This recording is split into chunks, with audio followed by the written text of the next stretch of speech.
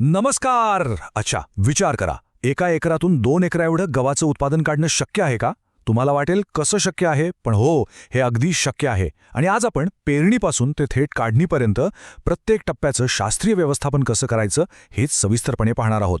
तर मग मूळ प्रश्न हाच आहे की एका एकर जमिनीतून 2 एकरांचं उत्पादन घेणं खरंच शक्य आहे का? तर याचं उत्तर आहे हो. योग्य नियोजन आणि आधुनिक तंत्रज्ञानाची जोड दिली तर हे उद्दिष्ट आपण नक्कीच गाठू शकतो. चला तर मग या प्रवासाला सुरुवात करूया. बघा, कोणत्याही मोठ्या कामाची किंवा यशाची सुरुवात ही एका मजबूत पायावरच अवलंबून असते, नाही का? गव्हाच्या विक्रमी उत्पादनाचंही अगदी तसंच आहे. म्हणूनच आपला पहिला विभाग आहे पायाभरणी, जिथे आपण पेरणी करण्यापूर्वीच्या सगळ्या महत्त्वाच्या गोष्टींबद्दल बोलणार आहोत. गव्हाच्या पिकाला सगळ्यात जास्त काय आवडतं? तर थंड हवामान. साधारणपणे 15 नोव्हेंबरच्या आसपास पेरणी केली आणि फुटवे येण्यापासून ते दाणे भरेपर्यंत जर चांगली थंडी मिळाली तर उत्पादनात जबरदस्त वाढ होते. आणि हो, यासाठी पाणी धरून ठेवणारी भारी काळी जमीन निवडली तर ती सोन्याहून पिवळी ठरते. आता वाण निवडताना आपला उद्देश स्पष्ट पाहिजे. जर गहू विकायचा असेल तर जास्त उत्पादन देणाऱ्या जातींवर लक्ष केंद्रित करा. पण जर घरच्या वापरासाठी म्हणजे एकदम मऊ चपात्यांसाठी गहू हवा असेल तर त्यासाठीचे खास वाण आहेत. आणि काही वाण तर दोन्ही कामांसाठी उत्तम आहेत, जसं की ॲग्रोस्टार 3224, निर्मल 111 आणि महिको मुकुट. बरं, आता पेरणी कशी करायची? इथे 2 मुख्य पद्धती आहेत. जर क्षेत्र मोठं असेल तर पेरणी यंत्राने पेरणी करणं सर्वोत्तम. यामुळे काय होतं की ओळींमध्ये एकदम योग्य अंतर राखलं जातं. पण जर आपलं क्षेत्र कमी असेल तर टोकन पद्धत वापरून बघा. यात बियाणं कमी लागतं आणि प्रत्येक रोपाला वाढायला भरपूर जागा मिळाल्यामुळे फुटव्यांची संख्या अक्षरशः दुप्पट तिप्पट होते. बियाणं किती वापरायचं हे काही अंदाजे ठरवायची गोष्ट नाहीये. यामागे एक शास्त्र आहे. जसं की जमीन जर भारी असेल आणि पेरणी यंत्राने करत असाल तर एकरी फक्त 20 किलो बियाणं पुरेसं आहे आणि टोकण पद्धतीने तर फक्त 10 ते 12 किलो. पण जमीन हलकी असेल तर मात्र एकरी 40 किलो बियाणं लागेल. या शास्त्रीय दृष्टिकोनामुळे बियाणावरचा खर्च तर वाचतोच, पण उत्पादनही सुधारतं. जर तुम्ही घरचं बियाणं वापरणार असाल तर एक गोष्ट नक्की करा, त्याची उगवण क्षमता तपासा. ही एक अगदी सोपी पद्धत आहे. बरोबर 100 दाणे मोजा, एका छोट्या वाफ्यात पेरा आणि 7-8 दिवसांनी किती उगवले ते मोजा. जर 70-80 पेक्षा जास्त दाणे उगवले असतील तरच ते बियाणं वापरा, नाहीतर प्रमाणित बियाणं घेतलेलंच कधीही चांगलं. चला तर मग पायाभरणी झाली. आता वेळ आली आहे पिकाच्या वाढीच्या इंजिनला योग्य इंधन पुरवण्याची.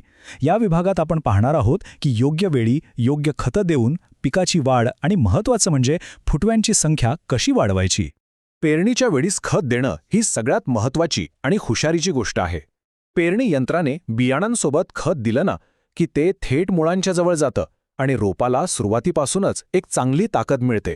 यासाठी DAP 10-26-26 किंवा 15-15-15 यापैकी कोणतंही एक खत एकरी 1 बॅग पुरेसा आहे. आता आपण गव्हाच्या पिकाच्या आयुष्यातील सगळ्यात महत्त्वाच्या टप्प्याबद्दल बोलणार आहोत. तो म्हणजे CRI स्टेज, म्हणजेच मुकुटमूळ अवस्था. ही ती अवस्था आहे जिथे रोपाच्या पायाभरणीला खऱ्या अर्थाने सुरुवात होते. ह्याच अवस्थेत मुख्य मुळं तयार होतात आणि संपूर्ण झाडाला आधार मिळतो. आणि लक्षात ठेवा, ही अवस्था फार कमी काळासाठी असते. पेरणीनंतरचे 15 ते 25 दिवस, फक्त हे 10 दिवस निर्णायक असतात. या काळात आपण जे काही व्यवस्थापन करू त्यावरच आपलं अंतिम उत्पादन अवलंबून असतं. त्यामुळे या 10 दिवसांकडे अजिबात दुर्लक्ष करून चालणार नाही. पण ही CRI अवस्था इतकी महत्त्वाची का आहे?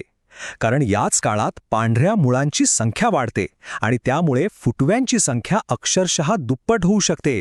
योग्य व्यवस्थापन केलं तर उत्पादनात थेट 30 ते 35% वाढ होऊ शकते. आणि एक गोष्ट कायम लक्षात ठेवा, जर या काळात पाणी कमी पडलं तर जे नुकसान होतं ते कधीही भरून निघत नाही. मग ह्या CRI अवस्थेत नेमकं करायचं काय? तर 18 ते 21 दिवसांच्या दरम्यान पहिलं पाणी द्या. पाणी दिल्यानंतर जमिनीत वापसा आल्यावर एकरी 45 किलो युरिया आणि त्यासोबत 5 ते 10 किलो झिंक सल्फेट नक्की द्या. गव्हासाठी झिंक हे एक अत्यंत आवश्यक अन्नद्रव्य आहे, त्यामुळे ते चुकू नका. बरं, आता आपलं पीक जोमानं वाढायला लागलं आहे. पण या वाढीसोबतच काही नको असलेले पाहुणे म्हणजे शत्रूही येतात. या विभागात आपण कीड, रोग आणि तण यांपासून आपल्या पिकाचं संरक्षण कसं करायचं हे पाहणार आहोत. गव्हावर प्रामुख्याने खोडमाशी, मावा, वाळवी आणि तांबेरा यांसारख्या रोग आणि किडींचा प्रादुर्भाव होऊ शकतो. खोडमाशीमुळे काय होतं तर फुटवेच सुकतात आणि तांबेरा रोगामुळे पानं अन्न तयार करू शकत नाहीत. परिणामी दाणे पोकळ राहतात.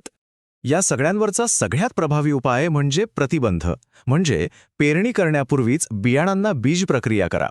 यामुळे खोडमाशी आणि तांबेरा यांसारख्या समस्या सुरुवातीला टाळता येतात आणि त्यानंतर गरजेनुसार फुटव्यांच्या अवस्थेत आणि दाणे भरण्याच्या अवस्थेत विद्राव्य खतांची फवारणी केली तर पिकाच्या वाढीला आणखी चालना मिळते. आता बोलूया तण नियंत्रणाबद्दल. इथे एक सुवर्ण नियम कायम लक्षात ठेवा. आपलं लक्ष हे जमिनीवरचं तण आहे, गव्हाचं पीक नाही. अनेकदा काय होतं की तणनाशक थेट पिकावर फवारलं जातं, पण ते चुकीचं आहे. फवारणी जमिनीवर झाली पाहिजे, जेणेकरून तण मुळापासून नष्ट होईल आणि आपल्या मुख्य पिकाला कोणताही धोका पोहोचणार नाही. तणनाशक फवारण्याची योग्य वेळ म्हणजे जेव्हा तण 2 ते 4 पानांवर असेल. फवारणी करताना जमिनीत चांगला ओलावा असणं खूप गरजेचं आहे. आणि सगळ्यात महत्त्वाची गोष्ट, तणनाशकामध्ये कधी कोणतंही टॉनिक किंवा कीटकनाशक मिसळू नका. तसेच त्यासाठी योग्य नोझल म्हणजेच फ्लॅट फॅन नोझलच वापरा. आता ही एक व्यावसायिक पद्धत आहे. याला म्हणतात स्टॉक सोल्युशन. यामुळे प्रत्येक पंपात औषधाचं प्रमाण अगदी अचूक राहतं. कसं बनवायचं? समजा एकरी 10 पंप मारायचे आहेत, तर तणनाशकाचा जो पूर्ण डोस आहे तो 10 लिटर पाण्यात मिसळा आणि मग प्रत्येक पंपात पाणी भरल्यानंतर त्यातून फक्त 1 लिटर द्रावण टाका. यामुळे काय होतं की संपूर्ण शेतात एकसारखा परिणाम दिसतो. चला, आता आपण शेवटच्या टप्प्यात आलो आहोत. पीक तयार होत आहे आणि आता आपलं संपूर्ण लक्ष दाण्यांची गुणवत्ता आणि वजन वाढवण्यावर असलं पाहिजे. या विभागात आपण पाणी व्यवस्थापन आणि शेवटच्या टप्प्यात कोणती काळजी घ्यायची यावर लक्ष केंद्रित करणार आहोत. गव्हाच्या संपूर्ण आयुष्यात या 6 अवस्था अशा आहेत जिथे पाण्याला अजिबात ताण पडू देता कामा नये. एक म्हणजे मुकुटमूळ अवस्था, दुसरी फुटव्यांची अवस्था, मग कांडी धरणे, लोंबी लागणे, दाण्यात चीक भरणे आणि दाणे पक्व होण्याची अवस्था. या 6 वेळी जर पाणी मिळालं तर उत्पादनात हमखास वाढ होतेच होते. आता ही एक खूपच रंजक आणि महत्त्वाची गोष्ट आहे. शेवटच्या पाण्याची पाळी ही आपल्या उद्देशावर अवलंबून आहे. म्हणजे जर गहू घरच्या वापरासाठी असेल आणि आपल्याला मऊ चपात्या हव्या असतील तर पक्वतेच्या अवस्थेत 2दा पाणी द्या. पण जर तोच गहू विकायचा असेल आणि दाण्यांना चांगली चकाकी हवी असेल तर फक्त एकदाच पाणी द्या. तर या संपूर्ण माहितीचा सार हाच आहे की आपलं उद्दिष्ट फक्त गहू पिकवणं नाही, तर प्रत्येक टप्प्याचं शास्त्रीय पद्धतीनं व्यवस्थापन करून त्या पिकाची जास्तीत जास्त उत्पादन देण्याची क्षमता बाहेर काढणं हे आहे. योग्य नियोजन आणि तंत्रज्ञानाचा वापर करूनच विक्रमी उत्पादन घेता येतं. आम्हाला आशा आहे की ही माहिती आपल्यासाठी नक्कीच उपयुक्त ठरली असेल. जर या माहितीमुळे आपल्या विचारात काही बदल घडला असेल तर या माहितीला लाईक करा, चॅनलला सबस्क्राईब करा आणि इतर गहू उत्पादक शेतकरी बांधवांपर्यंत पोहोचवण्यासाठी शेअर करायला अजिबात विसरू नका. धन्यवाद.